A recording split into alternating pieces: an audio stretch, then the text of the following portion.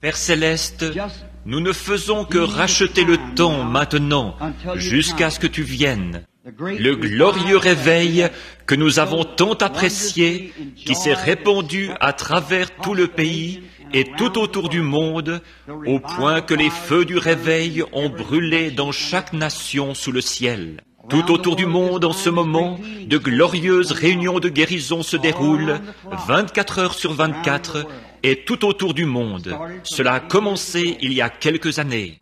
Des gens tout simples sont sortis en croyant, et c'est ce qui a amené le réveil. Père Céleste, maintenant nous glanons dans nos villes et dans tout notre pays. Y en a-t-il, Seigneur, qui ne sont pas encore entrés? Si c'est le cas, notre Dieu, nous te prions de les envoyer. S'il y a des âmes à Dallas qui peuvent être rachetées, accorde, Seigneur, que par un moyen quelconque, d'une façon quelconque, tu les fasses entrer au cours de cette série de réunions. Nous ne sommes pas trop bien considérés dans le monde et nous nous attendons à cela. Mais quand notre Seigneur est venu sur terre, lui non plus n'était pas très bien considéré. Mais il y en avait des millions dans le monde à ce moment-là, et il n'y en a que quelques-uns qui l'ont écouté. Mais tous ceux qui avaient été destinés à la vie l'ont écouté. Ô Dieu, je te prie sincèrement de donner ce soir, et tout le long de la série de réunions, à tous ceux de Dallas qui n'ont pas encore le sceau de Dieu sur leur front, accorde-leur d'entrer, d'être glorieusement remplis du Saint-Esprit. Je te prie de guérir tous ceux qui sont malades et affligés dans toute la région ici, qui ont la foi. Bénis notre brave et distingué frère Grant. Oh, de le voir tellement plus fort, ce brave homme qui s'était vraiment ruiné la santé, à se tenir dans les lignes de prière avec la plus profonde sincérité, et je suis de tout cœur avec lui. Je suis tellement heureux de voir, Seigneur, que tu l'as béni de façon tellement merveilleuse. Que ta main miséricordieuse soit sur lui et sur tous ceux qui t'aiment dans ce pays et qui attendent ta venue. Bénis ta parole. Et Père, nous prions que Jésus lui-même vienne à nous sous une forme tellement réelle, d'une façon tellement réelle, qu'aucun de nous ne manque de le voir, et que tous ceux que tu as destinés à la vie le reçoivent. Que ceux qui sont malades le reçoivent et qu'ils soient guéris pour la gloire du royaume de Dieu. C'est au nom de Jésus-Christ que nous le demandons. Amen. Maintenant, nous essayerons de terminer les réunions entre 9h et 9h30 à cause du nombre de personnes et pour que vous puissiez revenir demain soir. Juste pour formuler quelques mots ce soir, je veux prendre un passage de l'Écriture que j'ai lu bien des fois. Et y a-t-il ici des gens qui n'ont jamais été dans une des réunions? Levez la main pour voir. Oh là là, il y a pratiquement 80 ou 90% de la salle, ou des gens qui sont dans la salle qui n'ont jamais assisté à une réunion. Nous sommes heureux que vous soyez avec nous pour cette première fois. Or, chacun sait qu'aucun homme n'en guérit un autre. Pas même un médecin ne peut vous guérir. La guérison vient de Dieu. Je suis l'Éternel qui guérit toutes tes maladies. Aucun médecin ne vous dira qu'il a les médicaments qui vont vous guérir. S'il le fait, il vous donne une fausse information. En effet, les frères Mayo, lors d'un entretien récemment, quand le petit Donnie Morton a été guéri au Canada, celui que les Mayo avaient refusé, c'était arrivé sur la côte ouest.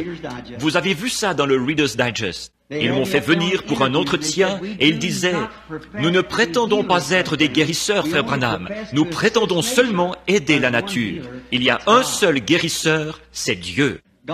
Dieu est le seul qui puisse former des cellules, produire la vie.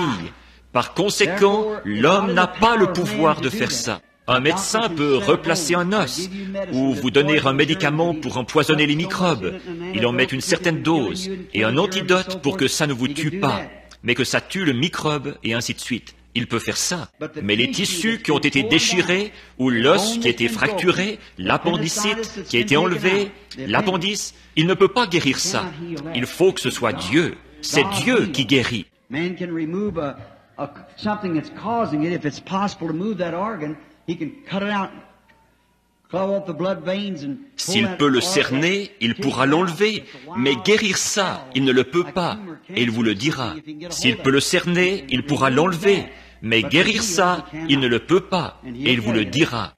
Or, la guérison vient de Dieu seul. Dieu seul a acquis pour nous notre guérison. C'est à nous qu'il revient de faire tout ce que nous pouvons dans notre vie et par tous les moyens que Dieu nous a donnés pour notre guérison. Mais c'est Dieu qui guérit. Si Dieu vous appelle à retourner à la maison ce soir, il n'y a pas assez de médicaments au monde pour vous retenir ici. Rien ne vous retiendra ici. Et s'il décide que vous devez rester sur terre, peu importe combien de médecins disent que vous allez partir ce soir, vous ne partirez pas. Donc c'est vraiment Dieu qui décide de tout ça. Dieu est la vie éternelle. Au commencement était Dieu. Il n'était pas Dieu à ce moment-là. Parce que Dieu, le mot anglais « God » veut dire objet d'adoration. Et il n'y avait rien d'autre que lui. Il était l'Éternel, celui qui est éternel, c'est tout. Il n'y avait pas de lune, pas d'étoile, pas d'ange, rien. Mais dans cet être que nous appelons Dieu, notre Père, il y avait des attributs. En lui, il y avait l'attribut de Père, en lui, il y avait l'attribut de Dieu, en lui, il y avait l'attribut de Fils, en lui, il y avait l'attribut de Sauveur, en lui, il y avait l'attribut de Guérisseur.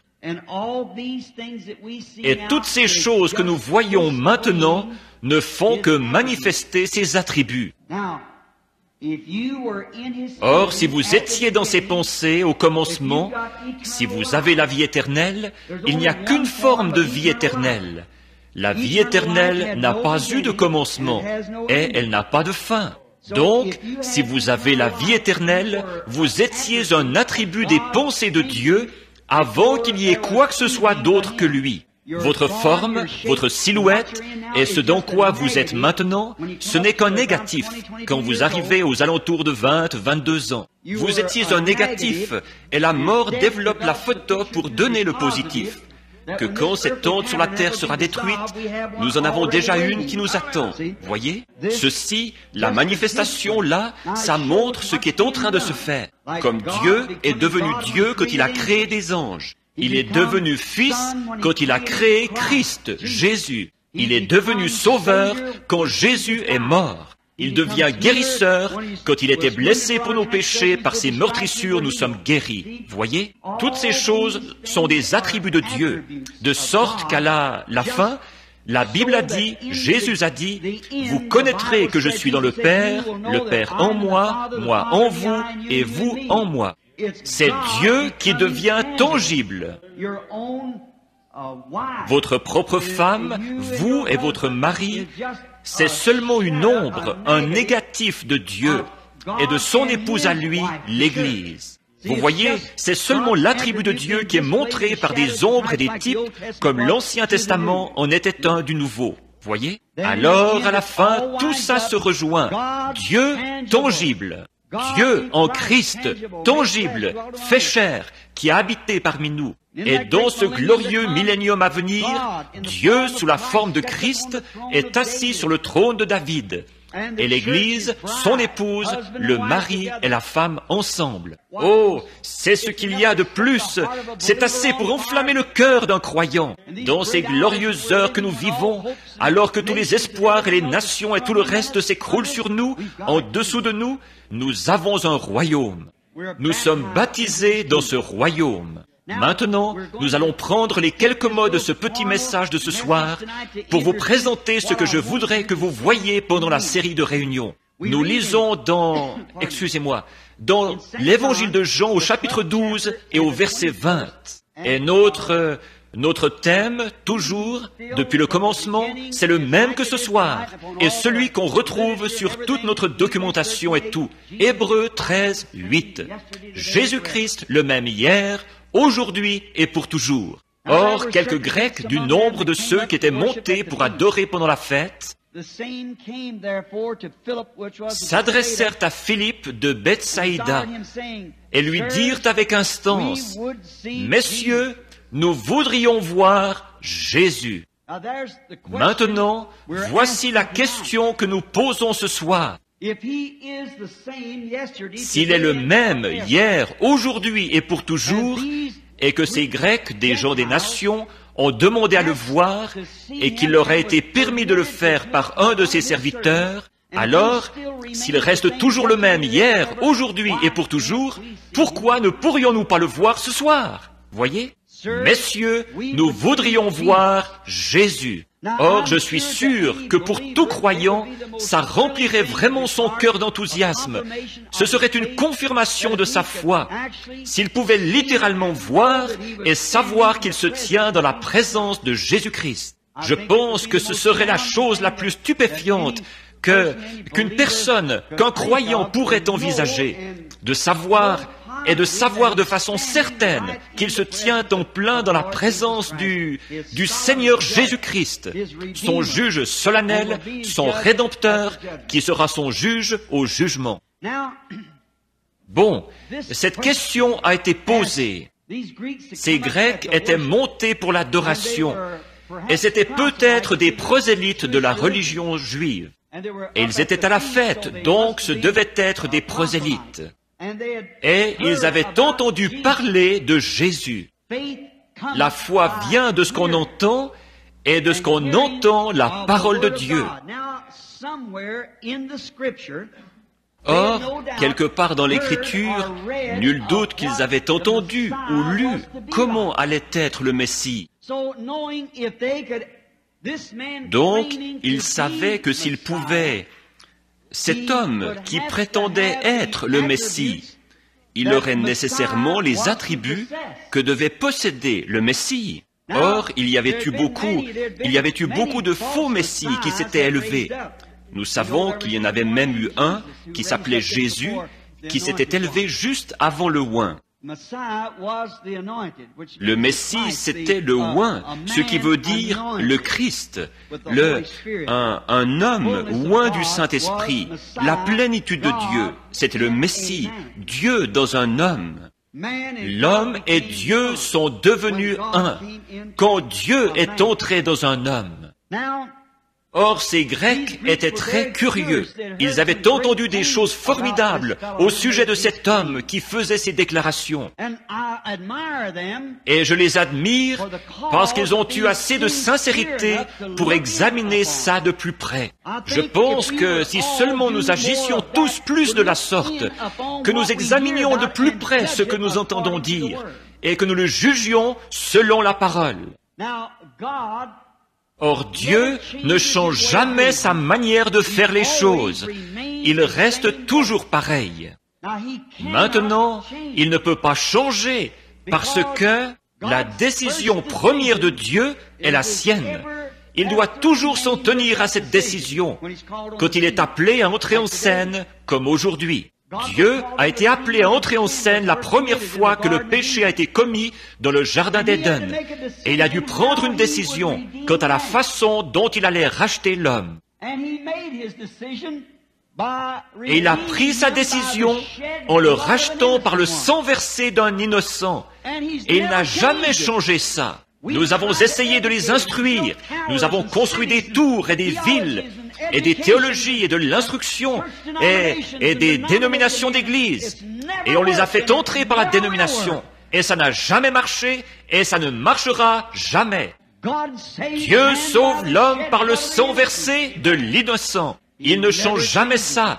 Peu importe quelle meilleure manière nous pensons avoir. C'est la décision de Dieu. Et il ne peut décider une chose aujourd'hui et autre chose demain. Quand il prend une décision, il est parfait. Il n'a jamais à revenir dessus. Quand Dieu dit quelque chose, c'est éternellement juste. Parce qu'il est éternel et ses paroles sont éternelles. Dieu, qui connaissait la fin depuis le commencement, il a donc donné à son monde une certaine partie de paroles pour chaque génération, au fur et à mesure qu'elles sont venues. Il a envoyé des prophètes dans l'Ancien Testament. Il nous est enseigné dans Hébreux 1 qu'après avoir, à plusieurs reprises et de plusieurs manières, parlé à nos pères par les prophètes, Dieu l'a fait en ce dernier jour par le Fils Jésus-Christ. Maintenant, si nous examinions vraiment bien ce passage de l'Écriture, quand Jésus était sur terre et qu'il a dit qu'il était le Fils de Dieu, ils l'ont condamné. Il a dit, « Pourquoi me condamneriez-vous quand je dis que je suis le Fils de Dieu, alors que vous appelez ceux à qui la parole est venue des dieux ?» Abraham était considéré comme un Dieu. Élie était un Dieu. Ésaïe était un Dieu. Parce que la parole de Dieu leur est venue. Et ils étaient partiellement des dieux. Jésus a dit qu'ils l'étaient. Il a dit, vous les appelez des dieux. Maintenant, vous voyez, quand l'homme était oint, comme Joseph, il représentait Christ. Quand Moïse était oint, il représentait Christ. Quand David était oint, il représentait Christ. Tous menaient à Christ, et lui était la plénitude de la parole. Parole a été manifestée en lui. Il était le oint en entier. Eux, ils l'avaient en partie. Nous l'avons en partie. Lui, il était le oint. Le plan de Dieu tout entier reposait en lui. Le plan de Dieu, avant la fondation du monde, de racheter un monde perdu, était en lui. Il était la parole, et il est encore la parole, le même hier, aujourd'hui et pour toujours. Rappelez-vous, il est venu au Père à travers les prophètes. Il s'est fait connaître à travers les prophètes. Et puis, dans ce dernier jour, à travers son Fils Jésus-Christ. Il était Dieu manifesté. Remarquez, la parole vient toujours aux prophètes. Dieu n'a jamais agi à travers un groupe de gens. C'est à travers un individu qu'il agit. À l'époque de Noé, il a agi à travers Noé. À l'époque de Moïse, il a agi à travers Moïse. À l'époque d'Élie, il a agi à travers Élie, à travers Élisée et Élie, à travers Ésaïe et ses prophètes, au fur et à mesure qu'ils se sont succédés au cours de l'âge. Et puis, quand il était ici, il a été pleinement manifesté, pas dans des pharisiens, des sadducéens, mais en Jésus-Christ. Il était la parole. Voilà pourquoi il pouvait dire ce qu'il a dit. Voilà les déclarations qu'il pouvait faire. Or, ces Grecs savaient cela. Vous voyez, dans chaque âge, Dieu a donné une certaine quantité de paroles. Et les églises embrouillent tout. Alors il envoie un prophète parmi eux et il confirme cette parole. C'est toujours pareil. Chaque fois, comme aujourd'hui nous parlons et nous disons que les méthodistes, les luthériens ont dit, quand vous croyez, c'est tout ce que vous avez à faire. Vous êtes justifiés par la foi. Croyez. Beaucoup ont dit qu'ils croyaient et ils ne l'avaient pas. Nous savons cela. Wesley est arrivé avec ce qui était appelé la seconde œuvre de la grâce, la sanctification. Tous ceux qui crient et qui sont sanctifiés l'ont. Beaucoup ont crié et ne l'avaient pas. La Pentecôte est arrivée, ils ont dit, tous ceux qui parlent en langue l'ont. Beaucoup ont parlé en langue et ne l'avaient pas. Ceux de la science chrétienne sont arrivés et ils ont dit, c'est l'amour, le fruit de l'esprit. Beaucoup d'entre eux produisent du fruit de l'esprit et ne l'ont pas. Ces pharisiens pouvaient produire 10 fois plus de fruits que Jésus. Saviez-vous cela? Or, si je prenais, disons, et que Dieu me pardonne, mais je vais prendre l'autre côté. Je vais dire, il y a un homme ici à Dallas, un jeune homme, là, sorti de par ici, de nulle part, dans un quartier pauvre ici, qui se dit prophète en Galilée. Il va un peu partout. Je vous ai rassemblés pour vous montrer ce qui ne va pas. Cet homme prétend être prophète. Or, je veux vous demander quelque chose. Qui a étudié depuis son enfance, sinon votre bon vieux sacrificateur, ce saint homme? Qui s'est tenu avec votre père et votre mère quand vous êtes nés, sinon votre bon vieux sacrificateur, ce saint homme? Qui vous a pris dans ses bras et vous a circoncis et consacré au Seigneur le 8e jour, sinon votre bon vieux sacrificateur, ce saint homme? Qui va vous voir quand vous êtes malade et dans le besoin, sinon votre bon vieux sacrificateur, ce saint homme? Qui a étudié et consenti des sacrifices pendant toute sa jeunesse pour apprendre les lois et tout, Sinon votre bon vieux sacrificateur, ce saint homme. D'où ce jeune homme est-il venu, ce Jésus de Nazareth? À quelle école est-il allé? À quelle organisation appartient-il? Quelle carte d'association porte-t-il? Aucune. D'ailleurs, tout ce qu'il fait, c'est de condamner ceux qui en ont une. Qui est cet homme, d'abord? Et vous, les hommes d'affaires? Jéhovah a demandé un agneau comme sacrifice, du sang. Et votre bon vieux sacrificateur, ce saint homme, il a installé des petits enclos là-bas. Vous êtes commerçant, et vous vendez de la soie et tout. Alors, il a fait un endroit là-bas pour que vous, les commerçants, vous puissiez en acheter un avec votre argent, un agneau, pour l'offrir pour vos péchés. Qu'est-ce que ce jeune homme a fait? Il est arrivé là-bas et il a renversé ces choses. Il les a regardées d'un regard furieux. Il les a chassées à coups de fouet. Il a renversé les tables des changeurs. Appelleriez-vous cela le fruit de l'esprit? Non, il faut dire que non. Il essayait même de vous empêcher d'être sauvés. Votre sang, le sang que Jéhovah a demandé, ça ne pourrait pas venir de Jéhovah. Vous voyez combien c'était invraisemblable? Ces sacrificateurs de ce jour-là, ou ces prophètes, n'ont-ils pas, quand Josaphat et Akab étaient assis ensemble, et que 400 sacrificateurs qui avaient reçu une solide formation à l'école sont montés là, et ont dit à Akab et aux autres, « Ce pays vous appartient. Ce n'est pas juste que les Philistins se remplissent le ventre du blé qui appartient à Israël. Le Dieu Tout-Puissant nous a donné ceci, et ainsi dit le Seigneur, monte. » Mais vous savez, Josaphat était un homme spirituel. Il y avait un petit quelque chose qui clochait. Il a dit, « N'en as-tu pas encore un que tu puisses consulter ?» Il a dit, « J'en ai un, mais je le hais. » Oui, c'est sûr. Il a dit, « Il prophétise toujours du mal. Il condamne notre peuple dans tout ce qu'il fait. Il n'est pas d'accord avec les autres. » Il a dit, « Que le roi ne parle pas ainsi, mais qu'il le fasse venir. » Et quand le petit Michée, fils de Jimla, est venu, il a eu une vision. Il a comparé sa vision avec la parole. Et quand il a vu que sa vision et la parole concordaient, il a dit, « Monte, mais je vois Israël dispersé, comme des brebis qui n'ont pas de berger. » Vous voyez qui avait raison? C'est vrai qu'ils avaient quelque chose, et que ce pays leur appartenait, mais il leur appartenait sous certaines conditions. Et de même, les bénédictions de ce dernier jour appartiennent à cette Église. Mais c'est sous condition. Vous devez remplir ces conditions. Sinon, vous pouvez faire toutes sortes de réunions de guérison, de réunions où l'on crie, de réunions de louanges, de réunions pour les fruits, de réunions pour parler en langue. Et ça ne vous servira absolument à rien. Vous devez remplir la condition de Dieu. C'est pourquoi ces Grecs désiraient voir cet homme. Ils savaient, d'après la parole, ce que devait être ce Messie, et ils voulaient le voir. Ils étaient des gentils.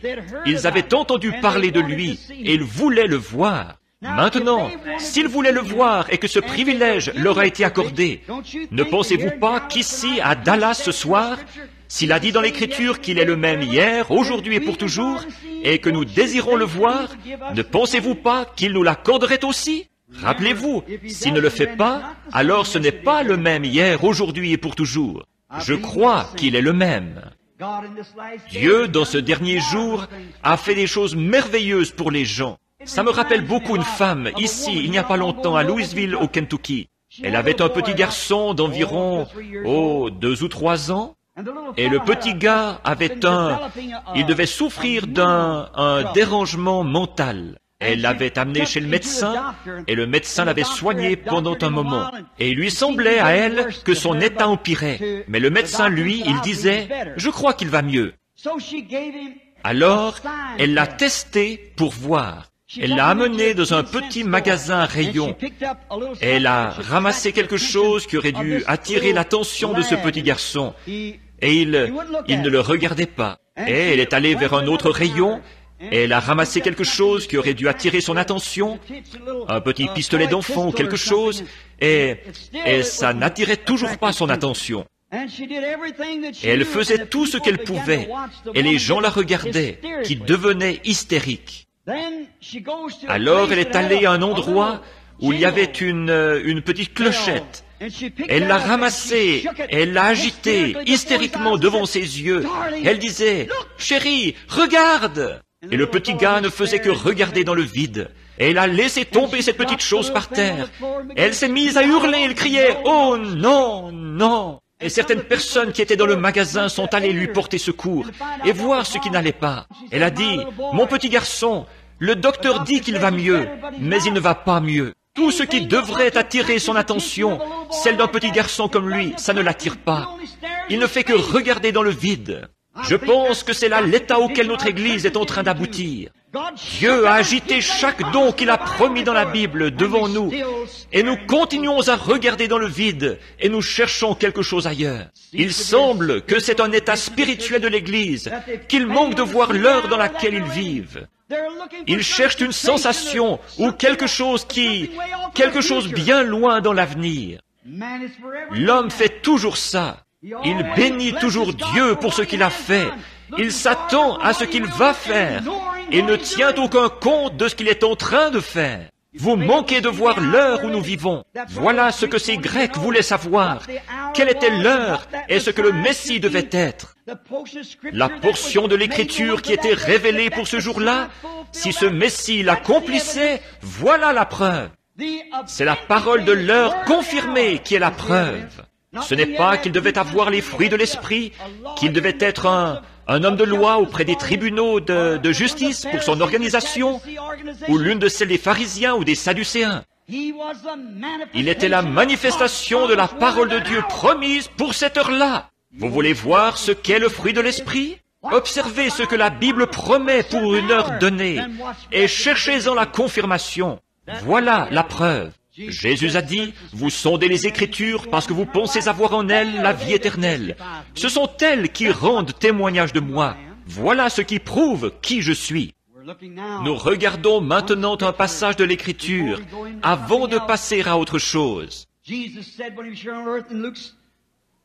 Jésus a dit, quand il était ici sur terre, dans le livre de Luc, que ce qui arriva au jour de Sodome arrivera de même à la venue du Fils de l'homme.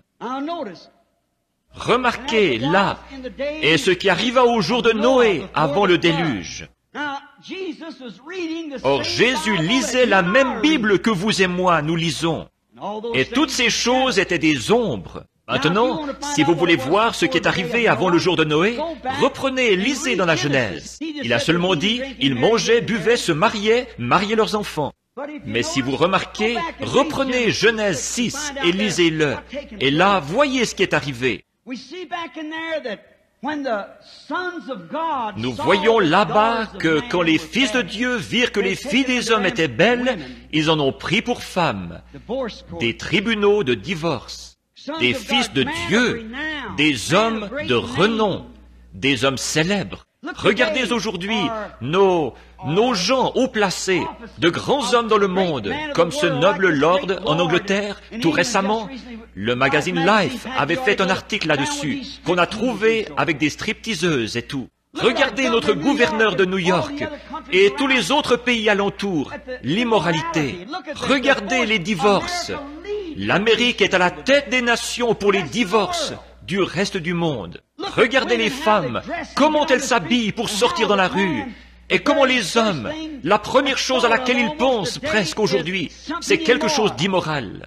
Toutes les distractions, sur les cigarettes, le whisky, n'importe quoi, ou un spectacle quelconque, il faut toujours qu'il y ait une femme immorale là-dedans. Ce qui arriva au jour de Noé, Jésus a dit, et ce qui arriva au jour de Sodome. Rappelez-vous, il a laissé ça tranquille. Est-ce qu'ils sont le tableau de Sodome? Il y a eu 3 catégories de gens dans le monde, toujours. Ce sont les croyants, les soi-disant croyants et les incroyants. Ils sont là dans chaque groupe. Nous en parlerons peut-être un soir au cours de la semaine. Mais à cette époque-là, il y avait les incroyants, les sodomites. Il y avait les soi-disant croyants qui étaient Lot et son groupe. Et il y avait les appelés à sortir et élus, c'était Abraham, qui n'était pas dans Sodome. 3 anges sont descendus juste avant que le fils promis arrive. Ainsi, Abraham avait séjourné et il avait attendu un fils promis. Et Lot avait entièrement oublié la promesse. Il était parti à Sodome et les sodomites ne le croyaient pas au départ. Mais remarquez, là, par une chaude matinée, 3 êtres sont descendus du ciel. Et comme ils se sont avancés vers Abraham, l'un d'eux est resté avec lui. Et 2 d'entre eux sont descendus à Sodome pour appeler à sortir ceux qui restaient à Sodome, Lot, et ceux qui étaient allés avec lui. Et il n'en a eu que 3, 8 à l'époque de Noé. Ça, c'est une déclaration plutôt forte pour ce jour qui vient. Ce qui arriva, 3 et 8. Remarquez, il y en avait un, cependant, qui était venu à Abraham. Or, celui qui était descendu à Sodome, ils ont prêché là-bas. Les 2 qui étaient allés là-bas, ils ont prêché et leur ont dit que l'heure approchait où le monde des nations allait être entièrement brûlé. Maintenant, comparez le tableau de Sodome à celui d'aujourd'hui. Pas Noé, l'eau, mais cette fois-ci le feu pour détruire le monde des nations. Et les vrais croyants des nations cherchent un fils promis, le Fils de Dieu. Et nous avons attendu. Ils ne sont pas dans Sodome. Ils sont appelés à sortir. Celui de Sodome, c'était ce membre d'église tiède. Et un genre de Billy Graham contemporain est descendu à Sodome parmi les dénominations, un Oral Roberts. Et ils sont là-dedans, ils cognent dur par l'Évangile, ça les a aveuglés. Regardez bien le signe qu'il a accompli là-bas pour ceux-là. Maintenant, regardez Abraham, l'élu, dans son groupe à lui. Il y en a un qui est resté là-bas et qui a accompli un signe pour eux.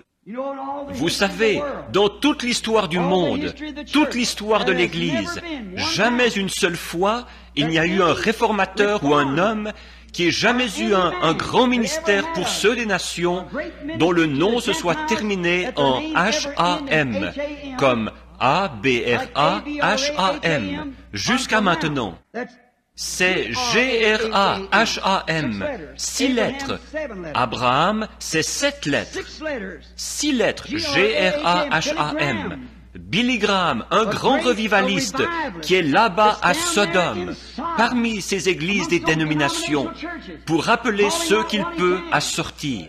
Nous avons eu Billy Sunday, Finney, Sankey, Moody, Knox, Calvin, ainsi de suite, mais jamais un G-R-A-H-A-M, ou qui que ce soit se terminant en H-A-M, jamais auparavant. Il y en a un là-bas pour l'église formaliste à Sodome qui se termine en H-A-M, ce qui veut dire Père des nations. Et puis, il y en avait un qui est resté là-haut avec Abraham, qui était assis, la tente, le dos tourné à la tente, et il a dit, Abraham, pas Abraham, ce qu'il était quelques jours auparavant. Abraham, où est ta femme, Sarah? S-A-R-R-A, pas S-A-R-A-I, vous voyez? Où est ta femme, Sarah? Il a dit, elle est dans la tente derrière toi. Il a dit, je vais te visiter. Un pronom personnel, vais te visiter selon la promesse que je t'ai donnée. Et Sarah, qui était âgée de 100 ans, dans la tente, a ri en elle-même en disant dans son cœur, comment puis-je, moi qui suis vieille, avoir à nouveau du plaisir avec mon Seigneur, et que lui est vieux? Abraham comme des jeunes, ou des gens avec une vie sexuelle qui est terminée depuis des années. Elle avait 90 ans et Abraham en avait 100. Elle a dit, avoir du plaisir avec mon Seigneur, alors que lui aussi est vieux. Et l'ange, le messager qui était pour l'Église spirituelle, a discerné ce qu'elle avait, ce qu'elle disait dans son cœur. Et il a dit, pourquoi Sarah a-t-elle douté de ceci? Tu vois, en disant dans son cœur, cela ne se peut pas. Et Sarah a essayé de le nier. Mais comme elle faisait partie d'Abraham, son incrédulité l'aurait condamnée. Mais Dieu ne pouvait pas la reprendre, parce qu'elle faisait partie d'Abraham. L'Église aurait été condamnée depuis longtemps, mais elle fait partie de Christ. Remarquez le signe qu'il a accompli en disant ce qu'elle faisait, alors qu'il lui tournait le dos. Jésus a dit que ça se reproduirait au jour de la venue du Fils de l'homme. Nous voyons le Billy Graham, nous voyons le feu prêt à tomber, l'Église qui attend un Fils promis. Et voilà, Tout est là, comme il faut. Nous attendons cette heure-là, le Fils promis. Et rappelez-vous, le dernier signe qu'Abraham a vu. Et nous qui sommes nés de l'Esprit de Christ, nous sommes la semence royale d'Abraham. Jésus a promis que la semence royale d'Abraham verrait le même signe que leur père Abraham avait vu avant que le Fils promis arrive. Il n'y a pas eu un seul autre signe. Abraham, tout de suite, Sarah est devenue mère et Isaac est arrivé. Le dernier signe, c'était Dieu manifesté dans la chair d'un homme. Là, quelqu'un m'a dit, il a dit, « Frère Branham, vous ne croyez pas que c'était Dieu ?» Eh bien, Abraham a dit qu'il l'était. Il l'a appelé Elohim. Et regardez voir si ça ne s'écrit pas avec un L majuscule. Voyez si au début, à l'origine, ce n'est pas là la même chose que c'était. Au commencement, Dieu créa, Elohim, celui qui est entièrement suffisant. Dieu qui se manifeste dans son Église, au milieu de son peuple. Jésus a dit, ici Dieu était manifesté dans un homme, Jésus-Christ, le même hier, aujourd'hui et pour toujours. L'Église est passée par toutes sortes de signes. Eh bien, ensuite, quand Dieu agite le dernier signe devant eux, ils restent là à regarder dans le vide. Que Dieu ait pitié de nous. Combien nous reste-t-il encore de temps de grâce? Il est peut-être plus tard que nous ne le pensons. Rappelez-vous ma première citation. Les gens continueront en pensant être sauvés comme à Sodome. Qu'est-ce qu'il était? Qu'est-ce que ces Grecs ont vu en lui? Qu'est-ce qu'il était? Ce qu'ils voyaient en lui à l'époque, ce qu'ils cherchaient, ils devaient l'avoir vu. Maintenant, regardez dans Deutéronome chapitre 18, versets 15 à 20. Moïse, Dieu a dit à Moïse, et Moïse l'a dit au peuple, « L'Éternel ton Dieu suscitera un prophète semblable à moi. Il arrivera que celui qui ne l'écoutera pas sera retranché du milieu du peuple. Dieu ne change jamais son plan. » Donc ces Grecs attendaient un prophète. Or, ça faisait 400 ans qu'ils n'avaient pas eu de prophète, depuis Malachie. Mais ces Grecs savaient que cette parole qui était promise pour ce jour-là devait être un prophète. L'Éternel ton Dieu suscitera un prophète comme moi. En effet, la parole ne vient qu'au prophète, à rien d'autre qu'au... Combien comprennent ça? Voyez?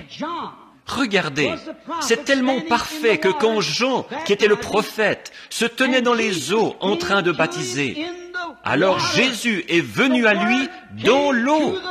La parole est venue au prophète. Il était la parole et il est venu à Jean dans l'eau. Dieu ne change jamais son système. Il ne change jamais sa façon de faire. Il est le Dieu immuable. Maintenant, les églises n'ont pas cru ça, pas du tout, mais ça n'a pas arrêté le programme de Dieu. Celui-ci a continué quand même.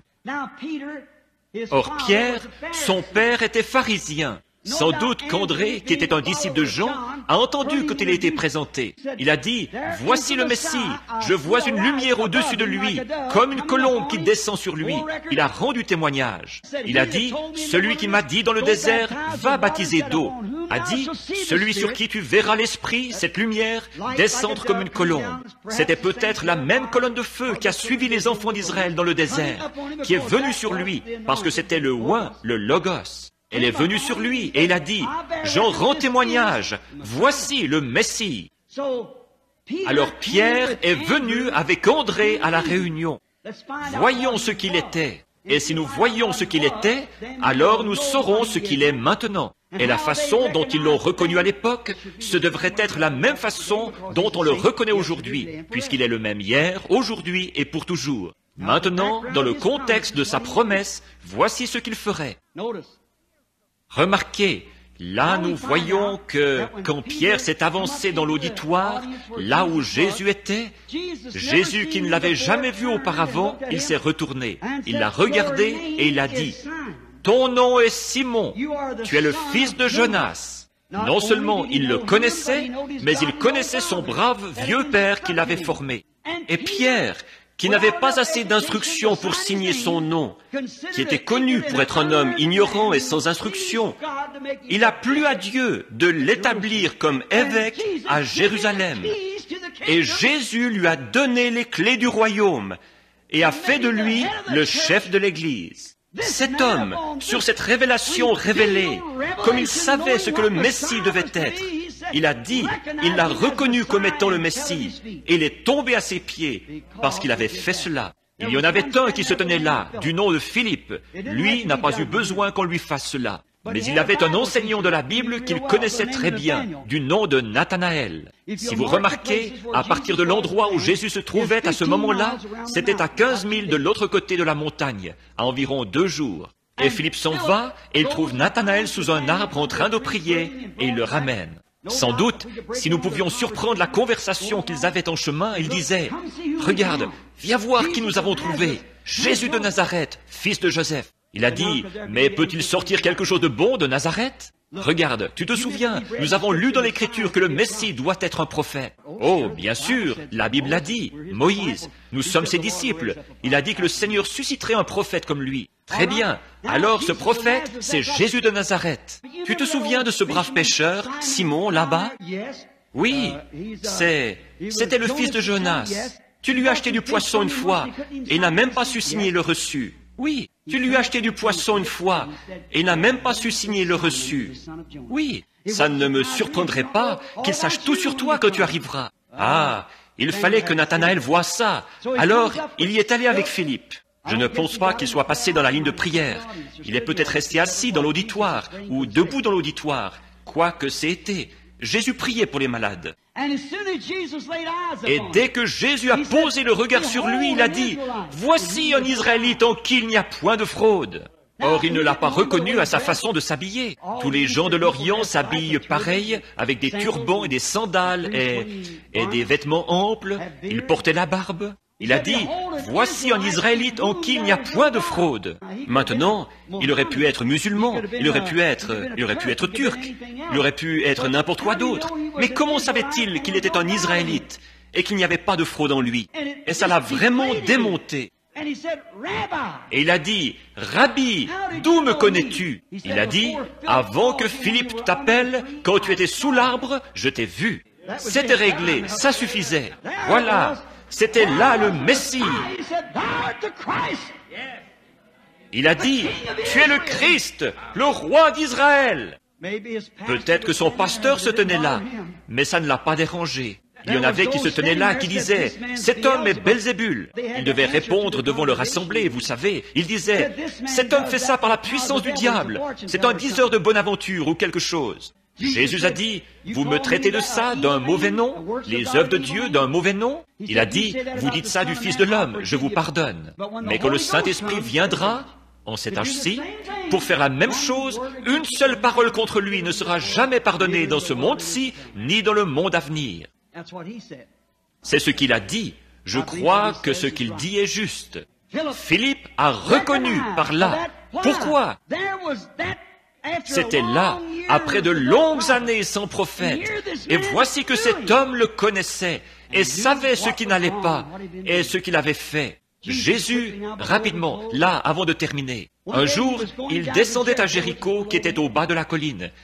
Mais il lui fallait passer par la Samarie et il est passé par une ville du nom de Sichar. Or, il y a 3 races de gens. Croyez ce que vous voulez, mais c'est ce qu'il y a. Il y a le peuple de Cam, de Sem et de Japheth. Maintenant, remarquez, quand les Juifs, ils attendaient un Messie, et les Samaritains étaient à moitié Juifs et à moitié des nations, ils attendaient aussi un Messie. Mais ceux des nations, nous, les Anglo-Saxons, nous étions des païens, les Philistins, et quoi encore, vous voyez? Mais remarquez, il ne vient qu'à ceux qui l'attendent. Il ne guérira ce soir que ceux qui s'attendent à ce qu'il guérisse. Il ne sauvera que ceux qui s'attendent à être sauvés. Et remarquez-le maintenant, alors qu'il envoie les disciples dans la petite ville de Sichar pour aller chercher des provisions. Pendant qu'ils étaient partis, une jolie jeune femme est arrivée. Elle était une femme de mauvaise réputation. On l'appellerait aujourd'hui peut-être une fille de trottoir. Peut-être que ses parents l'avaient jetée à la rue quand elle était petite fille, et que c'est comme ça qu'elle gagnait sa vie. Mais il y avait quelque chose dans le cœur de cette petite dame. Elle était venue vers 11 heures parce qu'elle ne pouvait pas venir avec les autres jeunes filles. Si quelqu'un ici est déjà allé en Inde et dans les pays de l'Orient, comme les coutumes ne changent jamais, ils ne peuvent pas se côtoyer, les gens bien et les gens pas bien. Alors elle est arrivée et Jésus était assis là, au milieu d'un paysage qui ressemblait un peu à celui-ci, là, des treilles disposées au-dessus d'un puits, et le puits public de la ville était là, et les gens venaient chercher de l'eau. Et elle est venue presque vers midi pour aller chercher son eau, alors que les jeunes filles viennent chercher de l'eau tôt le matin. Elles, là-bas, elles font leur lessive et des choses comme ça. Son gagne-pain à elle était différent.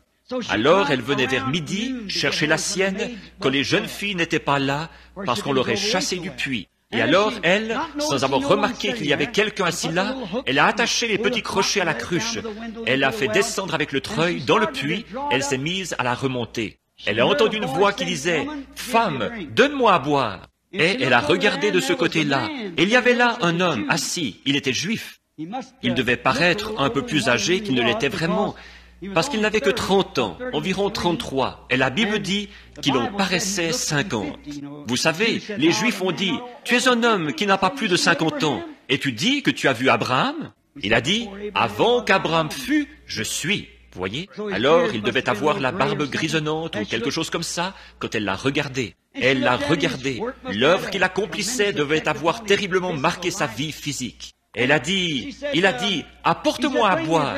Elle a dit, vous n'avez pas coutume, vous les Samaris, ou vous les Juifs, de nous poser une telle question à nous, les Samaritaines. Et il a dit, mais si tu savais à qui tu parles, c'est toi qui me demanderais à boire. Alors elle a dit, le puits est profond. Qu'est-ce qu'il était en train de faire?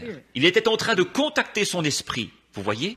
Le Père, il a dit dans Jean 5, 19, « En vérité, je vous le dis, le Fils ne peut rien faire de lui-même. Il ne fait que ce qu'il voit faire au Père. » Souvenez-vous de ça, là. Notez ça dans vos livres. Vous voyez? Jésus ne faisait jamais rien avant d'avoir vu en vision quoi faire. C'est vrai. Pas en temps, mais ce que je vois. Le Fils ne peut rien faire, il ne fait que ce qu'il voit faire au Père. Alors il le fait pareillement. Il exécutait comme un rôle. Aucun homme ne peut faire quoi que ce soit, en fait, à part ce que Dieu lui dit de faire. Remarquez là, et le Père lui avait peut-être dit de monter en Samarie. Et puis cette femme lui a parlé, et il a conversé avec elle pour contacter son esprit. Puis, après avoir parlé d'adorer ici à Jérusalem, voilà qu'il a trouvé quel était son problème. Nous savons tous ce que c'était. Elle avait trop de maris. Et alors il a dit, va chercher ton mari et viens ici. Et elle a dit, je n'ai pas de mari. Il a dit, tu as bien dit, car tu en as eu 5, et celui avec qui tu vis maintenant n'est pas le tien. Et regardez bien cette femme, remarquez, elle qui était dans cet état-là. Est-ce que je m'attarde trop? Je m'attarde trop? Elle qui était dans cet état-là, elle en savait plus long sur la vraie Bible qu'un tas de prédicateurs n'en savent aujourd'hui. Oui, et dès qu'il voit, elle a peut-être pensé que c'était simplement un homme qui voyait son état, et elle voulait...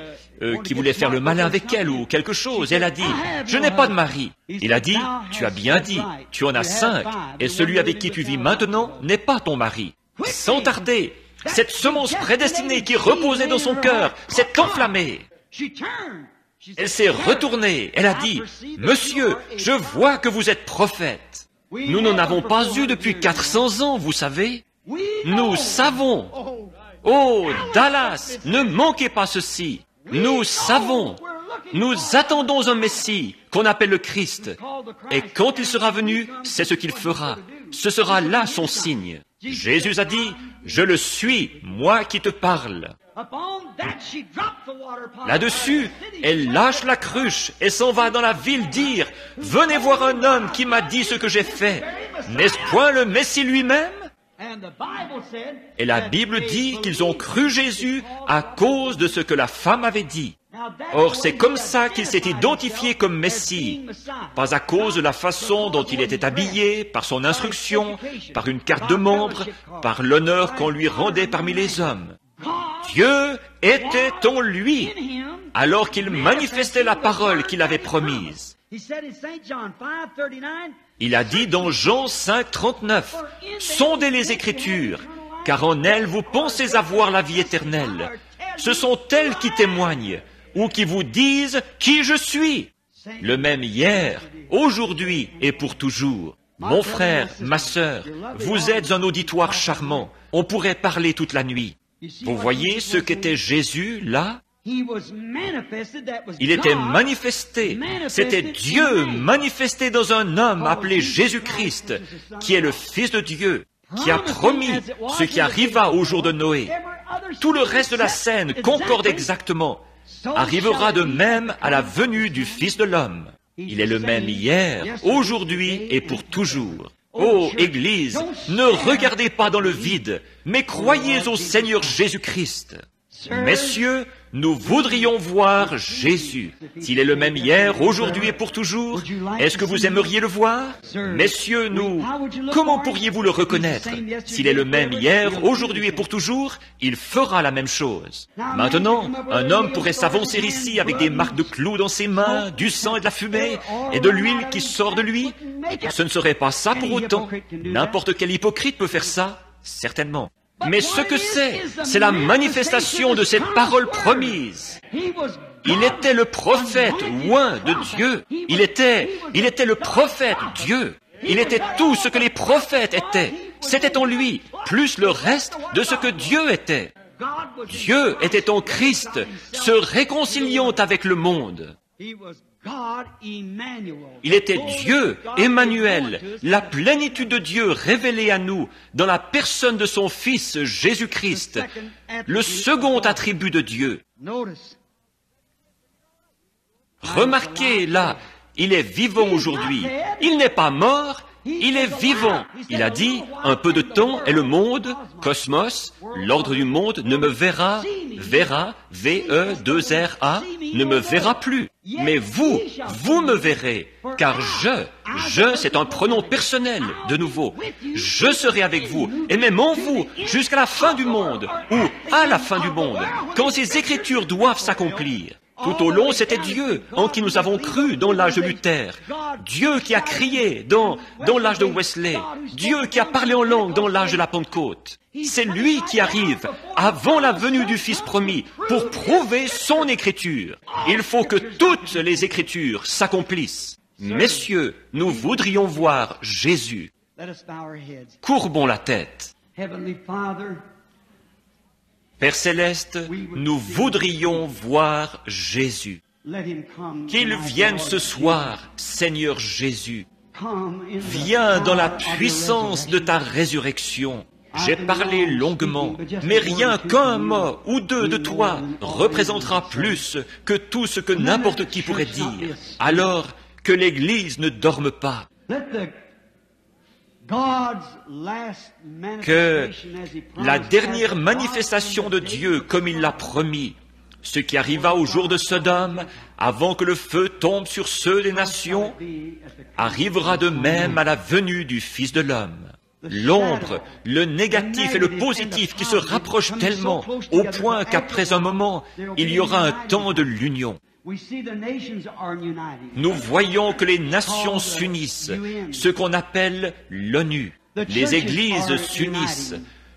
Le concile œcuménique s'unit avec le Vatican. Toutes les églises s'unissent ensemble, les croyants et les incroyants.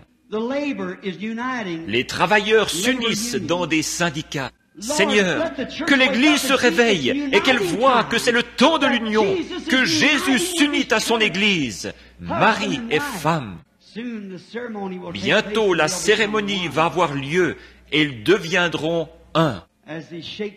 Alors qu'il agite le dernier signe devant nous, ou qu'il nous montre sa promesse, puissions-nous voir Jésus et le glorifier, car c'est en son nom que nous prions. Amen. Maintenant, je vais peut-être...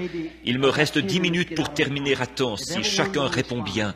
Bon, tous ceux qui ont des cartes de prière, je n'aurai pas le temps de m'occuper de tous ce soir, mais on va s'en occuper un peu plus tard. Maintenant, Billy est ici quelque part, j'en suis certain. Parfois, il ne distribue même pas de cartes, mais je crois qu'il m'a dit qu'il... Vous avez des cartes de prière, n'est-ce pas? Levez la main. Oui, c'est ça. Elle. Très bien. Est-ce là cet homme malade, très malade, là-bas? Très bien. Elle, numéro 1, venez vous placer ici. Elle, numéro 2, où êtes-vous? Numéro 2, où est le numéro 2? Voulez-vous lever la main? Très bien. Avancez-vous ici. C'est une dame. Mon garçon vient. Voici comment ça se passe. Il vient, et devant l'auditoire, il prend ses cartes pour toutes les mélanger. Et puis, il vous donne la carte que vous voulez. Tout le monde peut avoir une carte.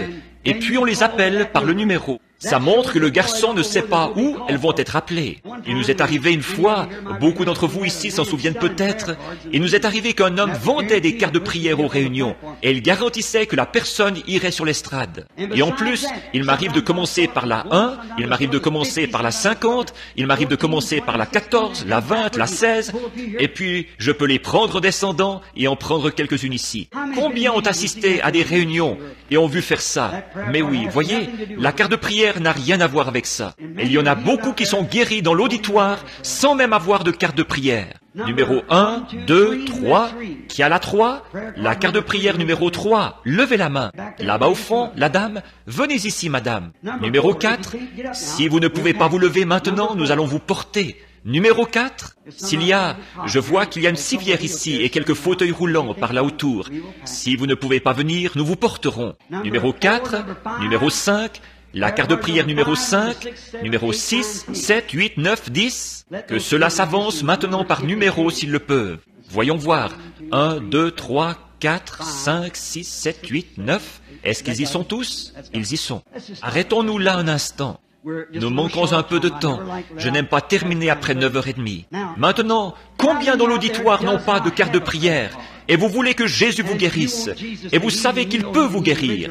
Levez la main. Peu importe si vous êtes dans le balcon, peu importe où vous êtes. Maintenant, regardez, cette femme qui a touché le vêtement, pendant qu'ils les mettent en ligne. Cette femme qui a touché son vêtement, elle n'avait pas de carte de prière, peut-être. Mais elle a dit, maintenant écoutez bien là. Elle a dit dans son cœur, je crois cet homme, si je peux toucher son vêtement, je serai guéri. Elle avait une perte de sang. Combien se rappelle l'histoire? Elle s'est glissée à travers la foule, peut-être qu'elle s'est frayée avec peine un chemin entre les gens. Une petite femme pâle, maladive, elle a touché son vêtement. Et le vêtement palestinien est ample, il n'aurait jamais senti ça. Moi, je ne sentirais pas si vous touchiez ma poche, et mon veston est ajusté. Mais ces vêtements palestiniens, elle porte un vêtement de dessous, et elle a touché son vêtement. Et il s'est arrêté et il a dit, « Qui m'a touché ?» Elle est retournée dans l'auditoire. Il a dit, « Voyons, Pierre a dit, « Seigneur, ça ne va pas ça. Tout le monde te touche. » Il a dit, « Mais je sens que je me suis affaibli. De la vertu, de la force est sortie de moi. » Combien s'en souviennent? Il a promené le regard dans tout l'auditoire jusqu'à ce qu'il la trouve. Pas vrai? Et il a dit, « Ta foi t'a sauvé. » Pas vrai? Maintenant, regardez, prédicateur. La Bible dit-elle que Jésus-Christ, Hébreux 3, est un souverain sacrificateur maintenant même qui peut compatir à nos infirmités? Combien savent que la Bible dit ça? Eh bien, s'il est le même hier, aujourd'hui et pour toujours, comment est-ce qu'il agirait aujourd'hui? Tout comme il l'a fait hier, certainement. Maintenant, voyez-vous, ça ne vous servirait à rien de me toucher. Je serais comme votre frère, votre mari, votre père, quoi que ce soit. Il n'y aurait pas de vertu en moi. Mais si votre foi peut le toucher, lui, alors regardez-le agir. Essayez seulement. Ne l'essayez pas. Il y a trop de ça aujourd'hui, de se contenter d'essayer. Faites-le. Maintenant, soyez vraiment respectueux, soyez tranquille. Juste quelques instants là, et on saura. Ces choses que j'ai dites, ça avait l'air beau, mais vous voyez, est-ce qu'elles sont vraies ou non?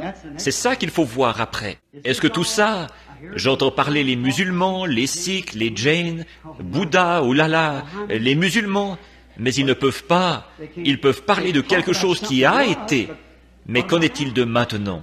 Voyez? S'il est le Dieu de l'histoire, il ne nous sert à rien aujourd'hui, s'il est seulement le Dieu de l'histoire. S'il n'est pas le même hier, aujourd'hui et pour toujours, alors la Bible a dit quelque chose de faux. Maintenant, s'il peut me soumettre à sa volonté, qu'il peut vous faire entrer dans sa volonté, alors, en agissant entre nous, vous voyez, c'est là que la puissance de Dieu vient. Maintenant, si cet homme est malade, je veux qu'il reste assis là où il est. Et pouvez-vous le voir depuis l'auditoire, là? Il est assis juste ici. Portez sa chaise ici, si vous voulez. Mais vous sentez-vous à même de marcher jusqu'ici, monsieur? À ma droite, venez vous asseoir ici. Apportez la chaise ici, frère Grant, s'il vous plaît, pour que cet homme puisse rester assis un instant ici. Très bien. Maintenant, asseyez-vous ici, monsieur. J'ai remarqué cet homme depuis quelques minutes sur le point de s'évanouir. Il doit être gravement malade. Je ne sais pas. Et si je le savais, et que je pouvais l'aider, et que je ne le fasse pas, alors je ne serais pas digne de me tenir derrière cette estrade ici, et de vous parler à vous autres, vous les chrétiens. Mais cet homme n'est probablement pas aussi âgé que moi. Et c'est nous sommes probablement des inconnus l'un pour l'autre. Vous ne me connaissez pas, je suppose. Mais moi, je ne vous connais pas. Vous m'avez vu à Jonesboro il y a environ 15 ans, quand j'étais là-bas à des réunions. C'est ça. Eh bien, ça a été glorieux là-bas. Je crois que c'était avec frère Richard Reed. Maintenant, si cet homme qui est assis ici, souffrant, si je pouvais le guérir et que je ne le fasse pas, quel genre de personne est-ce que je serais? Mais je ne peux pas le guérir. Mais maintenant, si nous voyions Jésus et que Jésus se tienne ici et qu'il porte ce costume qu'il m'a donné là, est-ce que Jésus dirait « Venez ici et je vais vous guérir » Faites attention là, si vous connaissez votre Bible, vous voyez? Non, monsieur, il l'a déjà fait. Il ne pourrait pas le faire aujourd'hui. Il l'a déjà fait. Il a été blessé pour nos péchés. C'est par ses meurtrissures que nous avons été sauvés. C'est par ses meurtrissures que nous avons été guéris, plutôt. Très bien. Bon, mais Jésus pourrait se déclarer pour faire savoir à cet homme quel est son problème, ou quelque chose qui ne va pas, ou quelque chose qu'il a fait. Pas vrai? Et comme ça, il saurait que Christ est ici. Parce que moi, je ne le connais pas. Je lève les mains là. Il a dit qu'il était aux réunions de Jonesboro il y a 15 ans de ça. Je n'ai jamais vu cet homme de ma vie, pour autant que je sache. Il était peut-être assis au fond. Demain, eh bien, je ne connais personne ici. Je crois savoir que c'est M. Way qui est assis ici. Un Anglais qui est assis ici même, que je connais, qui était tombé mort dans mon église l'autre jour à Jeffersonville en Indiana. Il était tombé mort. Son épouse est là, quelque part par ici. Elle est infirmière. Pendant que je parlais, cet homme est tombé mort. Il est tombé mort d'un coup. Je suis descendu, lui imposer les mains. Il est ici. Voyez? Si seulement je peux tenir l'assemblée tranquille pendant assez longtemps, jusqu'à ce que le Saint-Esprit puisse descendre. Ne vous agitez pas, restez simplement assis, tranquille, vous voyez? Maintenant, monsieur, je voudrais que vous regardiez par ici un petit instant. J'ai parlé, et je suis ici pour vous aider maintenant. Et si je peux vous aider, je ferai tout ce que je peux. Maintenant, ce que j'ai dit ici dans l'Écriture, Dieu est tenu, parce que je crois que c'est maintenant les derniers jours. Dieu est tenu d'accomplir cette parole, et c'est ce qu'il a promis de faire.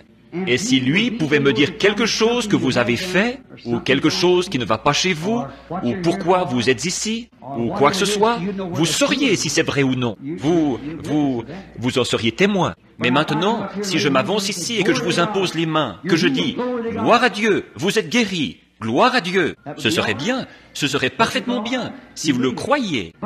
Mais s'il vous dit ce que vous avez fait, ou une cause, la raison pour laquelle vous êtes malade, ou quelque chose comme ça, alors vous sauriez. S'il pouvait vous dire ce qui est arrivé, sûrement qu'il saurait ce qui va arriver. Ce serait vrai, oui. Est-ce que mon auditoire croit ça? Maintenant, qu'est-ce que je suis en train de faire à cet homme? J'essaie de contacter son esprit, tout comme notre Seigneur l'a fait au puits avec cette femme.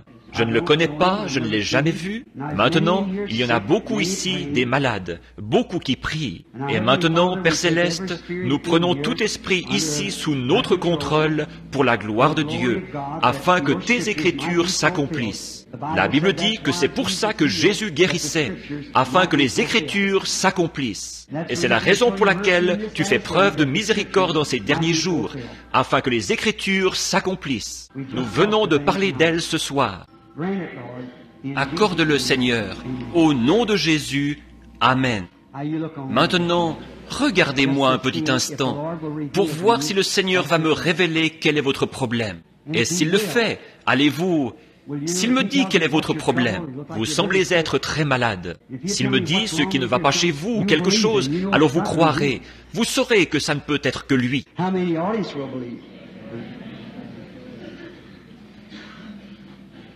combien dans l'auditoire croiront? One thing, it's Une chose qui vous fait terriblement souffrir, c'est une hernie. that's hernias make me sick. Cette hernie vous rend malade, c'est vrai. Voyez. Maintenant, est-ce que c'est vrai? Levez la main si c'est vrai. That's what's making me sick. C'est ça qui le rend malade, vous voyez, affaibli. You believe? Est-ce que vous croyez? Autre chose, là, vous avez un bouton sur le côté droit de votre visage. Ça vous cause du souci. Je vais vous dire autre chose. Croyez-vous que je suis son prophète? Vous avez un bouton à la hanche droite aussi, sous vos vêtements. Si c'est vrai, levez la main. Voyez? Now, do you believe? Croyez-vous maintenant? Allez et soyez guéris. Jésus-Christ vous guérit. Allez et croyez-le. Venez simplement par ici. Avancez-vous ici, frère. Allez simplement en croyant maintenant et tout ira bien pour vous. You believe now? Est-ce que vous croyez maintenant? Ayez simplement la foi. Très bien. Ça, vous savez, je ne le savais pas. Here comes Ici, venez, sœur. Je ne vous connais pas. Nous sommes des inconnus l'un pour l'autre, je suppose. Si c'est vrai, pour que l'auditoire puisse voir que nous ne nous connaissons pas, voyez-vous? Si, c'est exactement comme quand notre Seigneur a rencontré une femme un jour. Et voilà que nous nous rencontrons de nouveau, nous nous rencontrons 2000 ans plus tard sur sa promesse, et voici un homme et une femme qui se rencontrent de la même manière. Je ne vous ai jamais vu de ma vie. Je pense que nous sommes complètement inconnus l'un à l'autre, mais Dieu nous connaît tous les deux. Now, if the Holy Spirit, Christ, Maintenant, si le Saint-Esprit, Christ, en moi et en vous, révèle pourquoi vous êtes ici, ou quelque chose à votre sujet, serez-vous enthousiasmé comme cette femme l'a été ce jour-là? Maintenant, ce pourquoi vous êtes ici, c'est pour qu'on prie, et qu'on prie pour une maladie que vous avez au sein. C'est ça. Si c'est vrai, levez la main. Maintenant, croyez-vous que Dieu peut me dire de quel sein il s'agit? C'est le sein droit, c'est ça. Il y a des gens qui n'arrêtent pas de dire là-bas, quelqu'un est entré en disant, ça, il le devine. Je ne le devine pas, ne pensez pas ça, ça entrave, vous voyez. Maintenant, souvenez-vous, vous ne pouvez pas cacher vos pensées là. Oui, c'est vrai, oui, c'est ça. Tenez, vous devriez croire, vous êtes prédicateur, une femme prédicateur. C'est vrai, n'est-ce pas? Très bien. Allez, croyez maintenant, et vous irez bien. God bless you. Que Dieu vous bénisse, croyez seulement. You believe? How do you Est-ce que vous croyez? We're strangers to each other. Bonjour, nous sommes des inconnus l'un pour l'autre. Je ne vous connais pas. Dieu, lui, vous connaît. Si c'est vrai, levez la main pour que... You're a lot Vous younger êtes beaucoup than plus I jeune que moi. am. Maybe the woman that met our Lord was a lot younger. Peut-être que la femme qui a rencontré notre Seigneur l'était, beaucoup plus jeune. Maintenant, une autre femme se tenait ici. Somebody out there believing. Il y a quelqu'un là dans l'auditoire qui croit. La voilà, elle est assise là, elle a des troubles respiratoires, pas vrai? De qui avez-vous touché le vêtement?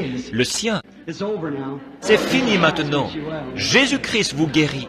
He's the same. Il est le même hier, aujourd'hui et pour toujours. Maintenant, cette femme est à 20 pieds de moi, mais ce n'est pas moi qui l'a touchée, c'est le souverain sacrificateur qui l'a touchée. Don't you see? I had my back to her. It shows Ne voyez-vous pas? Je lui tournais le dos. Ça montre qu'il est le même, qui a fait la promesse, exactement le même aujourd'hui. Vous souffrez d'une maladie nerveuse. Vous êtes très nerveuse, surtout tard le soir. Quand vous êtes fatigué et épuisé, vous êtes très nerveuse. Et puis, vous avez un empoisonnement dans votre corps. C'est un empoisonnement dans le sang, mais c'est juste. Et puis, vous avez vraiment un fardeau pour que quelqu'un soit sauvé, n'est-ce pas? Et oui, c'est vrai. Croyez-vous maintenant? Très bien. Allez, comme vous l'avez cru, qu'il vous soit fait ainsi. Ayez la foi. Don't doubt. Have faith. Ne doutez pas, ayez foi en Dieu, croyez simplement. Bonjour madame, je vous suis inconnu, je suppose. Si c'est vrai, alors levons les mains pour qu'il voie. I've never seen her in my life. Je ne l'ai jamais vu de ma vie. Jesus Christ is saying. Jésus-Christ est le même hier, aujourd'hui et pour toujours. Croyez-vous cela? If the Lord Si le Seigneur Jésus dit à cette femme ici même, maintenant, quelque chose à son sujet dont je ne sais rien, Well, for strangers, she's just standing here, see? All right? eh bien, nous ne nous connaissons pas. Elle se tient là, c'est tout, vous voyez? Très bien. Est-ce que vous croiriez? Vous avez un problème d'estomac qui vous fait souffrir. Vous qui êtes assis là, avec un manteau noir, il vous fait souffrir maintenant même. Si c'est vrai, levez la main. Voyez? You know why? Vous savez pourquoi? Cette femme aussi, c'est l'estomac. Voyez? C'est vrai. Vous voyez ce trait noir qui va de l'un à l'autre, là? C'est un démon, voyez? Il essaye de se défiler, vous voyez? Il ne peut pas. Il ne peut pas se cacher devant Dieu, ça c'est certain. Nous sommes dans la présence de Jésus-Christ. Vous devez croire. Ayez la foi. Qu'est-ce qu'il a touché? Ce n'est pas moi qui l'a touché. Je ne connais pas cet homme. Il m'est inconnu. Est-ce que nous sommes des inconnus l'un pour l'autre, monsieur? Je ne vous connais pas. Levez la main si c'est vrai. Voyez? Qu'est-ce qu'il a touché? Jésus-Christ. Ne manquez pas de voir quelque chose. Maintenant, cette femme, ici, oui. Oh, cette femme est sous une ombre. C'est la mort sur elle. Elle souffre du cancer. Et le cancer se trouve à l'estomac et aussi au côlon. Ils viennent de la condamner. Elle se meurt du cancer. C'est vrai, n'est-ce pas, madame? C'est ce qu'on vous a dit. Maintenant, regardez ici. Vous, il n'y a qu'un seul espoir pour vous, c'est Christ. Croyez-vous que je suis son serviteur? Il faut qu'il y ait quelque chose qui me dise ça, n'est-ce pas? Il faut qu'il y ait quelque chose qui le fasse. Moi-même, je ne le saurais pas. Si je vous dis qui vous êtes, croirez-vous que je suis son prophète? Est-ce que ça vous aiderait? Ça vous aiderait? Madame Crosley? Alors rentrez chez vous. Est-ce que vous croyez? Combien d'entre vous croyez maintenant de tout votre cœur? Alors levez-vous et acceptez-le. Levez-vous simplement et dites, je crois. Levez les mains partout. Père Céleste, au nom de Jésus-Christ, que le diable et toutes ses puissances soient réprimées. Puisse le Seigneur Jésus-Christ, qui a promis ceci pour le dernier jour, il est ici maintenant. Qu'il arrive, Seigneur, en cette heure, que les gens ne le manquent pas, qu'ils voient ce que Dieu agite devant eux, juste avant que le feu tombe. Que ce groupe d'Abraham, cette semence royale d'Abraham, comprenne l'heure dans laquelle nous vivons. Ô Jésus, Fils de Dieu, touche chaque malade ici, guéris-les, Seigneur. Que leur foi comprenne qu'ils se tiennent dans la présence du Dieu qui les a sauvés et qui les jugera ce jour-là. Que sa puissance descende sur eux maintenant et qu'elle guérisse tous ceux ici qui sont dans la présence divine.